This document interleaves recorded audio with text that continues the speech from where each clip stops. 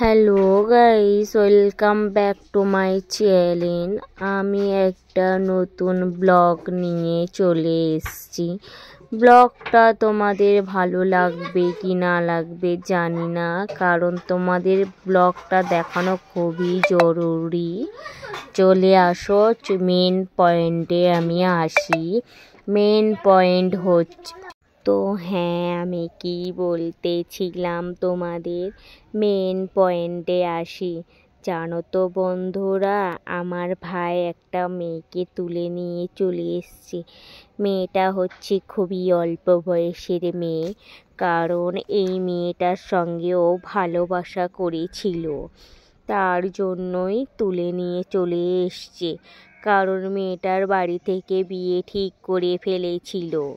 ঠিক করে ফেলার পরে মেয়েটা বলল, এতদিনের প্রেম, আমি তোমাকে ছাড়া বাঁচতেই পারবো না। তুমি পারলে আমায় নিয়ে যাও, নইলে আমি কিছু করে বসবো। তার জন্য আমার ভাই নিয়ে চলে এলো মেয়েটাকে। নিয়ে এসে সর্বপ্রথম আমার মায়ের কাছে নিয়ে এলো। নিয়ে এসে আমার মা কি বক্তব্য দিতে চাইছে সেটা শোনার চেষ্টা করলো। করার পরে আরও দুটো কাকা ছিল আমার বাড়িতে। কাকাগুলো এসে বলল, তুমি কি চাও? মেয়েটাকে জিজ্ঞেসে করলো, তুমি কি চাও? বলল যে, তুমি কি বিয়েটা করতে চাও এই অল্প বয়সে? যদি বিয়েটা করতে চাও তো ঠিকঠাকভাবে তোমার পরিবার যখন আসবে সেরাম করে কথা বলো। দেখেছো, আমার মাও জিজ্ঞেসে করছে। তারপরে বলল, হ্যাঁ, আমি ওকে বিয়ে করতে চাই, কারণ ওকেই ভালোবেসেছি, ওকেই বিয়ে করব। ঠিক আছে, আমরা সবাই মেনে নিলাম, বিয়ে তোড়জোড় শুরু করে দিলাম। তারপর আমি আর আমার ভাই মিলে চলে গেলাম হাটে। হাটে বলতে বাজারের দিকে রওনা দিলাম, কারণ মেয়ের শাড়ি কিনতে হবে, তারপর শাঁখা কিনতে হবে, বিয়ে যা যাবতীয় লাগে সেই সব কিনতে চলে গেলাম। কিন্তু মার্কেটে এসে দেখলাম এখন বাজে রাত 9টা বা 9:30। আর এইদিকে আমাদের মেলার সিজন চলছে, তার জন্য এখানে মেলা হচ্ছে, রাসমেলা। এদিকে মেলার জন্য সবাই মেলা থেকে বাড়ি যাচ্ছে, এদিকে দোকানপাট সব বন্ধ। অনেক খোঁজাখুঁজির পর চলে এলাম আমি শাঁখা দোকানে। শাঁখা দোকানে তৈরি হচ্ছে, এখানে পুরো শাঁখা অল ইন্ডিয়া তৈরি করে নিয়ে পুরো বাজার, এ বাজার ও বাজার বিক্রি হয়।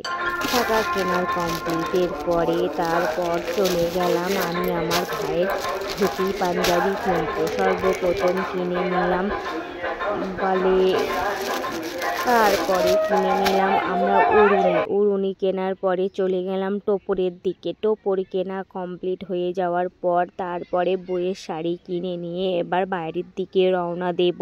তারপর কেনাকাটি নিয়ে তোমাদের সবাইকে দেখাতে দেখাতে বাড়ির ভিতরে ঢুকে গেলাম। তারপরে এসে চলে এলাম শাঁখা নিয়ে, কারণ আমি তো জীবনের প্রথম কাউকে এরকম শাঁখা পরিয়ে দিচ্ছি, কারণ আমি তো শাঁখা পরি, আমি তো কাউকে পরিয়ে দিইনি। তার ভাবছিলাম যে শাঁখাটা বড় হবে না তো। তারপর দেখলাম যে না, কোনো বড় হচ্ছে না, ঠিকঠাক নিয়ে এসেছি, কারণ এখনও আছে সরু, পরে তো মোটা হতেই পারে। তো বড় নিয়ে এসেছি, কোনো মালুমই হচ্ছে না, বড়টা নিয়ে এসেছি, কোনো ব্যাপারই না, পরিয়ে দিলাম। দেখো, এই বেনারসিটা নিয়ে এসেছি, কেমন লাগছে ওকে? আশা করি সুন্দর লাগছে। এত তোড়জোড় দিয়ে সব শাঁখা পরানো হচ্ছে, বিয়ে করানো হচ্ছে। বাই চান্স দিদি ওর মায়ের বাপের বাড়ির লোকেরা এসে যদি হামলা করে, কিছু বলার নেই, সব ডাহা ফাঁসবো। এইদিকে দেখো, আমি দেখছি কোন হাতে কোন শাঁখাটা পরাতে হয়, কারণ কোনো দিন তো কাউকে পরাইনি, তার জন্য বুঝতে পারিনি।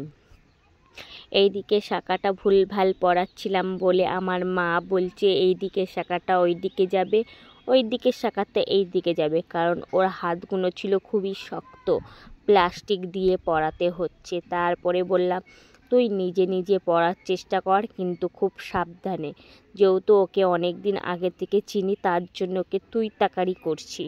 সেটার জন্য তোমাদের কোনো প্রশ্ন থাকলে, ডাউট থাকলে ক্লিয়ার করতে পারো। এইদিকে খুব ঠান্ডা পড়েছে, আমি দুটো গায়ে জড়িয়ে আছি, দেখেই বুঝতে পারছো আমি পটলের মতন হয়ে আছি।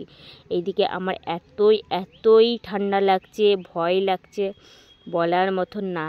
আর তারপর আমার বরকে ফোন করার পরে বলল বর আমি আসছি মালা কিনে নিয়ে। তারপরে বাদবাকি যা দরকার সেইগুলো আমার বর কিনে নিয়ে আসার জন্য প্রস্তুত হচ্ছে। এখানে নর্মালভাবে সাজানো হয়েছে, কারণ ভয়েতে কারো ঠিকঠাকভাবে সাজানো হয়নি। আমিও পালিয়ে গিয়ে বিয়ে করেছি, কিন্তু এত তোড়জোড় কোনো দিনই করা হয়নি। এইদিকে দেখো সব কিছু কিনে নিয়ে আসা হয়েছে, ওর গলার হার কেনা নিয়ে আসা হয়নি। হার বা কানের যে কিনে নিয়ে আসার দরকার সেটা ছিল, সেটা আমি কিনে নিয়ে আসিনি। তারপরে কি করব ভাবছিলাম। পাশে ছিল একটা বৌদি, সেই বৌদির কাছ থেকে হার আর কানের ভাবলাম যে ধার চাই একদিনের জন্য। তার জন্য একদিনের জন্য হার কানে ধার করে নিয়ে ভাইয়ের বউকে পরিয়ে দিলাম। দেখো কেমন লাগছে। এদিকে আমার বর চলে এসছে ফুলের মালা নিয়ে, আমাকে জীবনের প্রথম মনে হয় গোলাপ ফুল গিফট করলো। তার জন্য আমি একটু খুব খুশি হয়েছি। বললাম তুমি কিছু বলবে? বললো না আমার কিছু বলার নেই।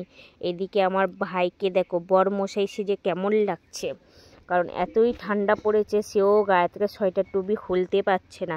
এদিকে আমার বর বলছে দে তোর সোয়েটারের উপরে মালা পরে লাভ নেই, বাড়াটা আমার কি সেজেছে বলে কলা থেকে খুলে নিয়েছি আমার বরমশাই মালা বলিনি, বাড়াই বলেছি, কারণ আমার বর ওইটাই উপদপ্ত করেছিল, তার জন্য ওটাও তুলে ধরলাম।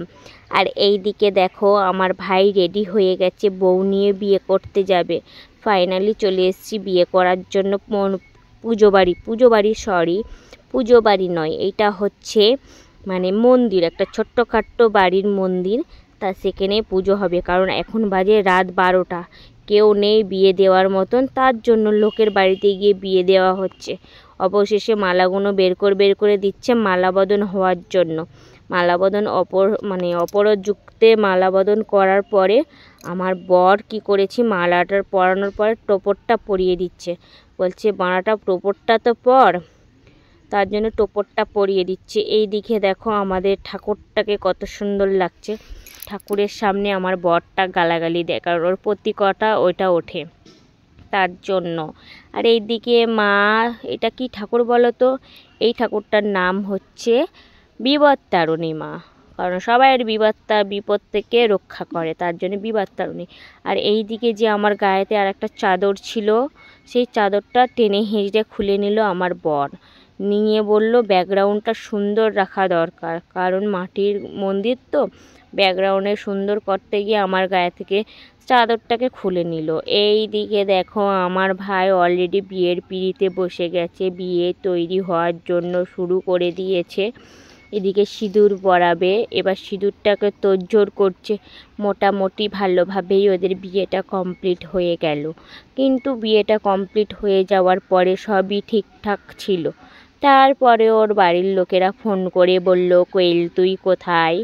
বলল মা বাবা আমি তো বিয়ে করে নিয়েছি। তখনই তো ভয়েতে বুকটা ধুর করছে, না পুলিশ নিয়ে এলে বাঁচি। কিন্তু যে বিয়ে করতে এসছে তার মুখে বুকে একটুও ভয় নেই। দেখো মুখে অনাবরত হাসি লেগেই আছে। ও তো জানে বিয়ে তো করতেই হবে, তার জন্য ওর বুকে আর ভয় নেই, ওর মুখে হাসি। আর এতই লম্বা ওরা দুজনে, পুরো মন্দিরটা ঠেকে যাচ্ছে ওদের মাথায়। তার জন্য ভাইয়ের মাথা থেকে টোপরটা খুলে নেওয়ার পর এই দিকে দেখো কি সুন্দর করে মালাবদন করছে দুজনকে। প্রথমে নর্মালভাবে মালাবদন হলো, এবার ব্রাহ্মণের অনুমতিতে মালাবদন হচ্ছে। হওয়ার পরে সব শেষে এবার হবে সিঁদুরদানটা করার পরে এবার চলে যাবে সিঁদুরদান। দেখছো সিঁদুর কত লাগিয়ে দিচ্ছে, কারণ এবার হবে ওদের সিঁদুর পরানোর কার্যক্রম। এদিকে চলে এসছি আমার বরমশাই ক্যামেরা ধরার জন্য উসখুস করছে, কারণ আমি বললাম ক্যামেরাটা ধরো। আমি ওর মুখে কাপড় তো এক্সট্রা কেনা হয়নি, যে সিঁদুর পরানোর পরে যে মুখটা ঢাকা দিতে হয়, তার জন্য আমি চলে এসেছি সেই ওড়নাটাকে নিয়ে। ওড়না বলা ভুল, এইটা হচ্ছে চাদর, দেখতেই পাচ্ছ চাদরটাকে। আর সবাইয়ের মতন অনেক রকমের সাজেশান দিচ্ছে, আমি দেখাচ্ছি যে কেমন করে সিঁদুরটা পরাতে হয়। ও সিঁদুরটা মাথায় না পরিয়ে টাকে পরিয়ে দিল। টাকটাই ওর পছন্দ, তার জন্য। তারপরে দ্বিতীয়বার যখন সিঁদুর পরালো, খুব সুন্দর করে পরালো। সুন্দর বলতে অতি সুন্দর করে পরালো, আর দেখতে সুন্দর লাগলো। তারপরে অগ্নিসাক্ষী করে যে বিয়েটার আয়োজন হবে, বামুন মশাই আর বিয়ের অগ্নিসাক্ষীর জন্য কাঠকুটো তো আর পেল না। যত ধূপের কাঠি ছিল সেইগুলো নিয়ে অগ্নিসাক্ষী তৈরি করলো। এইদিকে আগুন ফাগুন জেলে কত সুন্দরভাবে ডিজাইন করতে শুরু করে দিল। তারপরে বিয়ে করে বাড়িতে চলে এলো। বিয়ে করে চলে আসার পরে ওই জামাইবাবুর পায়ে প্রণাম করছে, বলছে প্রণাম করতে হবে না, তোমরা দুজন সুখে থেকো। আমাকে বলল, দিদি সরে এসো, আমি তোমায় প্রণাম করি। আমি দরকার নেই, প্রণাম করতে হবে না, তোমরা দুজনের সবসময় হ্যাপি থেকো। তো বউ পায়ে হাত দিয়ে প্রণাম করলো। যেহেতু আমি বড় দিদি, তার জন্য আমিও মন খুলে প্রাণ খুলে আশীর্বাদ দিয়ে দিলাম, তোমরা সুখে থেকো। তারপরে চলে এলো আমার বড় ভাই। সে এমন একটা আশীর্বাদ দিল, বলল দুধো নয় পুতো ফলো, ডজন ডজন বাচ্চা জন্ম দিও। এই আশীর্বাদ করে আমার ভাই চলে গেল। আমি বললাম ভালো থেকো, সুখে থেকো। আর ভিডিওটা ভালো লাগলে লাইক শেয়ার কমেন্ট করো। Tata, bye bye.